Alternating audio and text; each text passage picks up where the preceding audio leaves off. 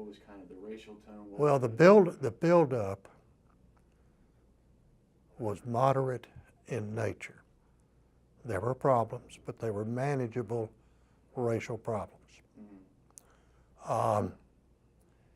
Then comes the strike in February of 1968.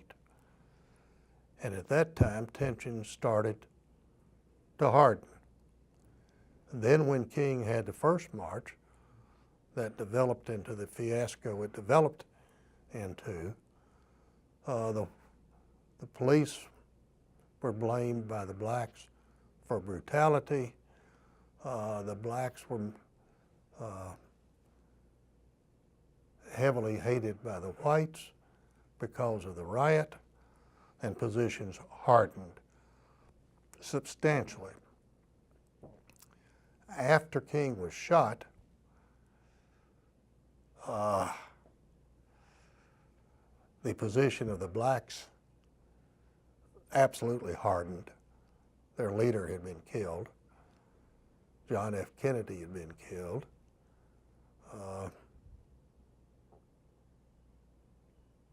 By that time, I think, Bobby Kennedy had been killed. And they were absolutely furious. The whites pretty much kept their mouths shut. There wasn't a whole lot they could say that was going to make things better, and they did. Basically, the whites just verbally backed down. But then, and I'm talking about the white power establishment. Power establishment never, ever got heavily involved in trying to settle the strike before King ever set foot in town and before he was killed. What do you think that is? They were comfortable the way things were. They had cheap labor in the factories, in the fields, and in the homes. Why should they kick that can over? I've said that before and gotten some stony looks as a result, but I still believe that. Yeah. Cheap labor.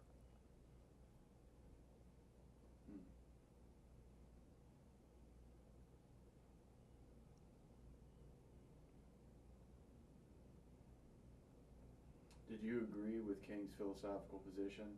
Yes. On nonviolence? Yes. Agree with that? Oh, yes. Yeah.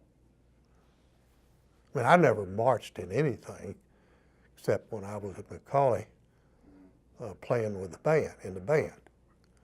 But I thought that they had the right peaceably assemble and to go to public places and behave like ladies and gentlemen and express their opinions. And I thought that's what King was doing. So yes, I endorsed his methods.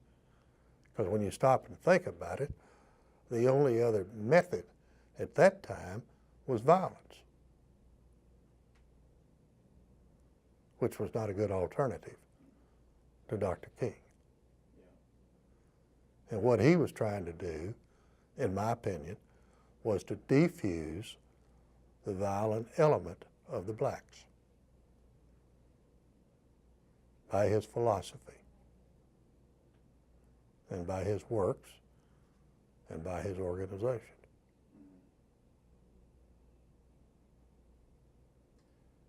This is a tough hypothetical, but let's say King isn't killed. What do you think the situation of the city and what do you think the situation of the country would be? I mean, that's a hard question to ask. Let me just try Memphis.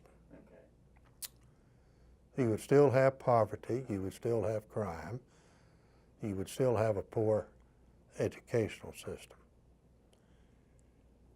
I just don't think it would be as bad.